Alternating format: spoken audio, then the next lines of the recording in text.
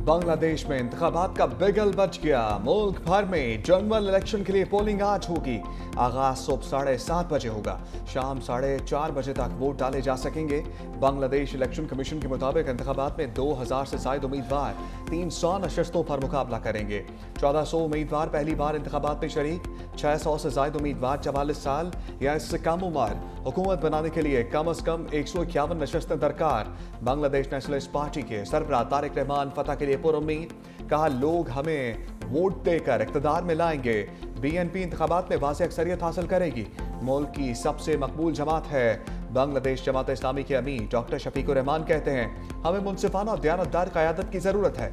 इख्तिदार में आए तो खवातीन को उनके हकूक देंगे। बांग्लादेश नेशनलिस्ट पार्टी और जमात इस्लामी में कड़ा मुकाबला मुतवक्के। बरसों पाबंदी के बाद जमात इस्लामी 11 जमातों के इत्तेहाद के साथ मैदान में। तलबा तहरीक की जमात नेशनल सिटीजन पार्टी भी जमात इस्लामी के इत्तेहाद का हिस्सा। रिपोर्ट के मुताबिक जमात इस्लामी के इत्तेहाद को 43.9% वोट मिल सकते हैं। बीएनपी और जमात इस्लामी के दरमियान वोटों का फर्क बहुत कम, तकरीबन 2% रह सकता है।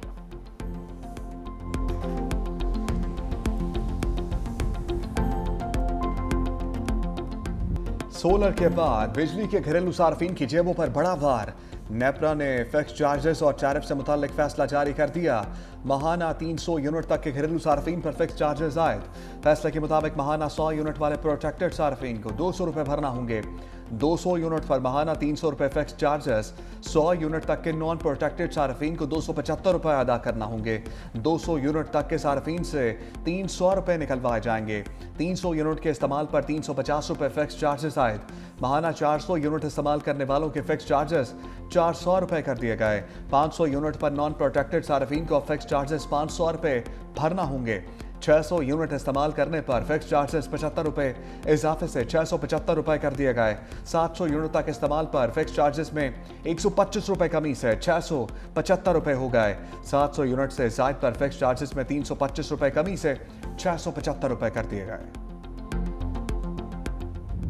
नेट मीटरिंग को नेट बिलिंग में बदलने पर एक्शन। वज़ीर आज़म ने नेपरा की सोलर से मुतालिक नए रेगुलेशंस के इजरा का नोटिस ले लिया। पावर डिवीजन को नजरसानी की अपील दायर करने की हिदायत कर दी। शहबाज शरीफ की ज़ेर सदारत नेपरा के नए रेगुलेशन के इजरा पर खुसूसी इजलास।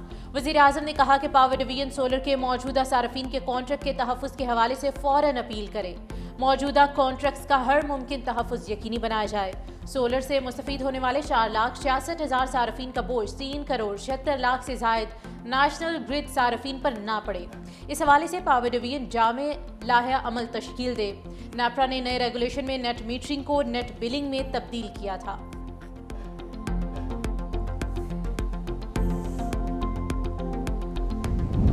तारीख गवाह है, जंग कभी किसी मसले का हल नहीं। सदर मुमलिकत आसिफ अली जरदारी का ईरान के कौमी दिन की तकरीब से खिताब। कहा, जंग जैसा कोई भी इक़दाम पूरे खत्ते का अमन तबाह कर सकता है।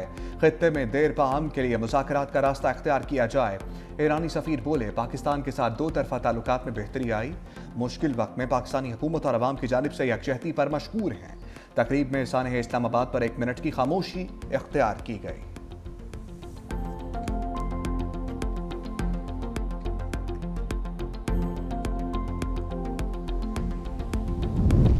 वज़ीर आज़म शहबाज शरीफ की तरलाई इस्लामाबाद में इमाम बारगाह खदीजतुल कुबरा आमद लवाहिकीन और मुतासरीन से मुलाकात। शहदा के बुलंद दर्जात के लिए दुआ। कहा, दहशतगर्दों का कोई मजहब नहीं। मुसलमानों में तफरीक की साजिश नाकाम हो गई। सानह इस्लामाबाद पर पूरी कौम के दिल दुखी हैं। पूरी कौम ने दहशतगर्दी की शदीद मजम्मत की।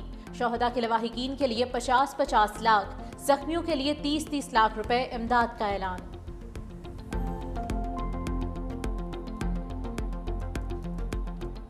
हम सियासतदान जो हैं किसी ग्रे एरिया में रहते हैं। अपनी सियासत की सहूलतों के लिए अपने हल्फ की इंटरप्रिटेशन भी मुख्तलिफ कर लेते हैं। एक पार्टी के टिकट पे इलेक्ट होते हैं, दूसरी पार्टी में शामिल हो जाते हैं। यहाँ पे कई लोग बैठे होंगे, कई लोग होके गुजर भी गए हैं जो 4-4, 5-5, 6-6 पार्टियां जिन्होंने बदली हुई हैं। लेकिन इन शहीदों ने तो कोई पार्टी नहीं बदली। उन्हें जो हल्फ उठाया था जब वो फौज में शामिल हुए थे, उस हल्फ के लिए उन्होंने जान दी हुई।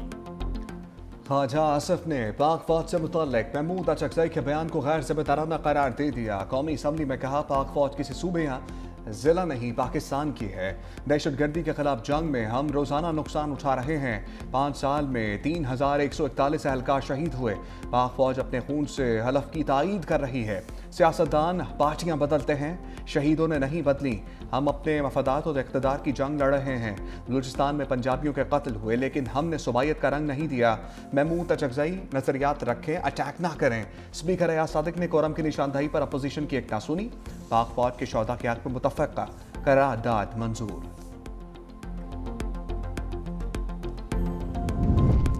फौज को सियासत में क्यों घसीट रहे हैं? पीटीआई चेयरमैन बैरिस्टर गोहर का सवाल। पार्लियामेंट के बाहर इजहार ख्याल करते हुए कहा कि हमारे घरों पर कब्जा हुआ और हम गद्दार हैं। आज ख्वाजा आसिफ ने बरादरान यूसुफ का किरदार अदा किया है। हमें चाहिए था कि दहशतगर्दी के खिलाफ एक पैगाम देते। एक वफाकी वजीर ने कहा कि दहशतगर्दी के पीछे पीटीआई है। दहशतगर्द जहां भी हैं हमारे दुश्मन हैं। ख्वाजा आसिफ ने आज तकसीम पैदा की।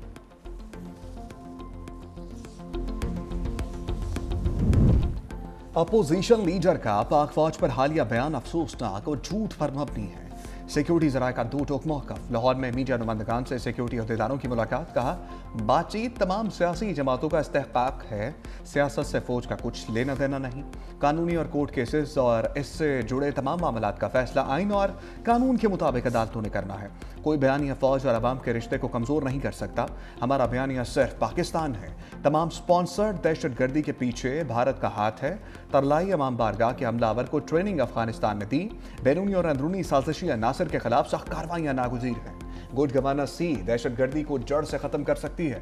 खैबर पख्तूनख्वा में दहशतगर्दी पर काबू पाने के लिए नेशनल एक्शन प्लान ही कुंजी है। दुश्मन बहुत तैयारी के साथ आए, दुश्मन बहुत स्ट्रैटेजी के साथ आए और वो बड़ा स्ट्रेटिजिकली हमारे मुल्क में अटैक कर रहा है, हमारे मुल्क को कमज़ोर करने की साजिश कर रहा है। जी, जो पाकिस्तान को कमज़ोर करता है वो पाकिस्तान का दोस्त नहीं है, वो पाकिस्तान का बदतरीन दुश्मन है, चाहे वो एक्सटर्नल हो या वो इंटरनल। जो पाकिस्तान को कमज़ोर करता है वो पाकिस्तान का बदतरीन दुश्मन है। वज़ीर आला पंजाब मरियम नवाज का FC हेडक्वार्टर्स बलूचिस्तान में खिताब। कहा, चाहे बैरूनी हो या अंदरूनी, कुछ लोग कहते हैं कि दहशतगर्द हमारे भाई हैं। ऐसे बयानिए के खिलाफ कौम को सख्त फैसला करना पड़ेगा। हमें 5th जनरेशन वॉर का सामना है। दुश्मन हमारे जहनों पर हमलावर है। फील्ड मार्शल ने सीसा पिलाई दीवार बनकर हिफाजत की। बलूचिस्तान अकेला नहीं, पंजाब साथ खड़ा है।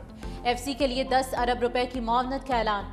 वज़ीर आला पंजाब मरियम नवाज की पिंक गेम्स की इफ्तिताही तकरीब में शिरकत। 2027 में पंजाब के पहले स्पोर्ट्स सिटी की तामीर का भी ऐलान। कहा, औरत मुल्क भी चला सकती है, सूबा भी चला सकती है, वजारत भी चला सकती है और जंग भी लड़ सकती है। मेरिट और टैलेंट की कोई सिमत नहीं होती।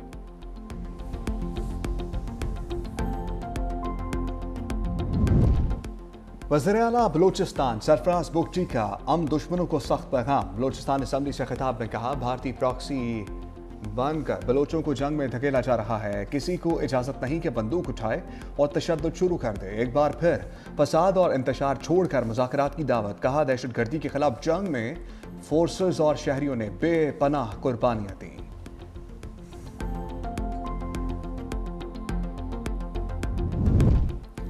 अमरीकी सदर डोनाल्ड ट्रंप से इस्राएली वज़ीर आज़म की व्हाइट हाउस में मुलाकात। नेतन्याहू की अमरीका ईरान जौहरी मुज़ाकरात पर असरअंदाज होने की कोशिश।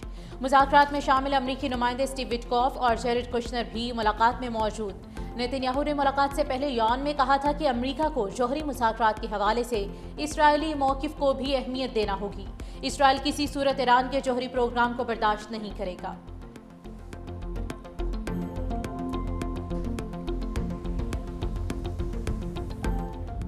मुझसे मंसूब जो मैंने इमरान खान साहब की हेल्थ के ऊपर कल कोई स्टेटमेंट नहीं दी, मैंने कल कोई बयान नहीं दिया, हरगिज़ नहीं दिया।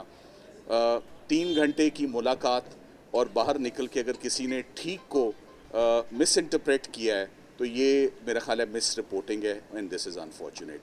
So final word, report has been submitted.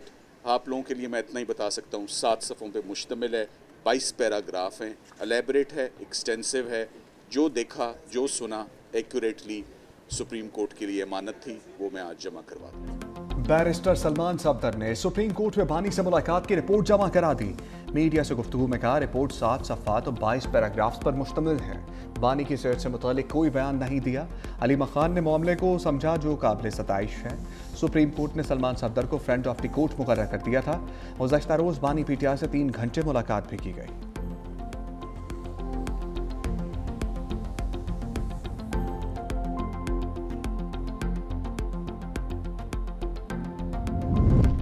आईनी तरीकों के बावजूद बानी से मुलाकात नहीं कराई जा रही। वज़ीर आला खैबर पख्तूनख्वा सुहेल आफरीदी का जमरोद में तकरीब से खिताब। कहा जब तमाम रास्ते बंद हों तो पुरअमन एहतजाज ही वाहिद ऑप्शन रह जाता है।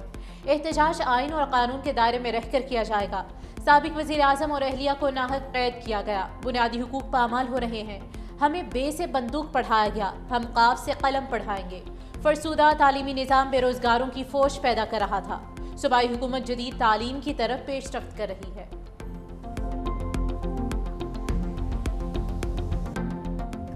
सुपर खिलाड़ियों के रेट भी सुपर। पीएसएल की तारीख का पहला ऑक्शन। नसीम शाह महंगे तरीन खिलाड़ी 8 करोड़ 65 लाख में पिंडी के हो गए। डैरल मिचेल 8 करोड़ 5 लाख में पिंडी बॉय बन गए। फहीम अशरफ 8 करोड़ 50 लाख में इस्लामाबाद यूनाइटेड को प्यारे हो गए। मैट चैपमैन 7 करोड़ रुपए में यूनाइटेड के साथ जुड़ गए। कराची किंग्स ने 7 करोड़ 90 लाख में डेविड वार्नर को अपना बना लिया। सलमान अली आगा 5 करोड़ 85 लाख में कराची का हिस्सा बन गए। कराची किंग्स ने आजम खान के लिए 3 करोड़ 25 लाख की बोली लगाई। कलंदर्स ने हारिस रऊफ का 7 करोड़ 60 लाख रेट लगाया। फखर जमान 7 करोड़ 95 लाख में कलंदर्स के लिए बुक। उसामा मीर भी 3 करोड़ 50 लाख में कलंदर्स के लिए फाइनल। साहबजादा फरहान 5 करोड़ 70 लाख पीटर सटल 2 करोड़ 50 लाख में सियालकोट स्टैलियंस का हिस्सा बन गए। कोचा ग्लैडिएटर्स ने राइलो रूसो को 5 करोड़ 55 लाख रुपए में खरीदा। ख्वाजा नाफे 6 करोड़ 50 लाख में कोयटा ग्लैडिएटर्स की कश्ती में बैठे। मोहम्मद अली 2 करोड़ 15 लाख रुपए में हैदराबाद स्क्वाड में शामिल।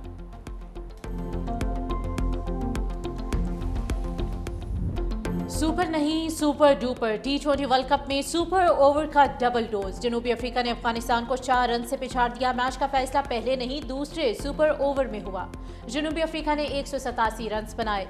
अफगानिस्तान की टीम भी 187 रन बना सकी। मैच टाई होने पर अफगानिस्तान ने सुपर ओवर में 17 रन बनाए।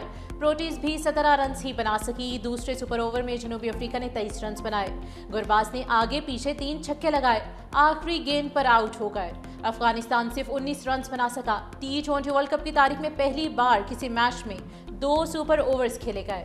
ऑस्ट्रेलिया ने आयरलैंड को 67 रन से मात दे दी। वेस्ट इंडीज ने इंग्लैंड के खिलाफ 30 रन से कामयाबी समेटी।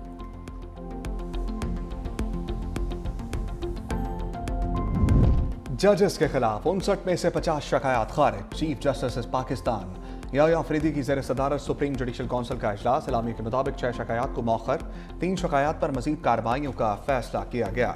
8 शिकायत के जायजे के वक्त chief justice Islamabad high court इजलास में नहीं बैठे। रूल्स में तरमीम की मंजूरी का फैसला आइंदा इजलास तक मौखर कर दिया गया।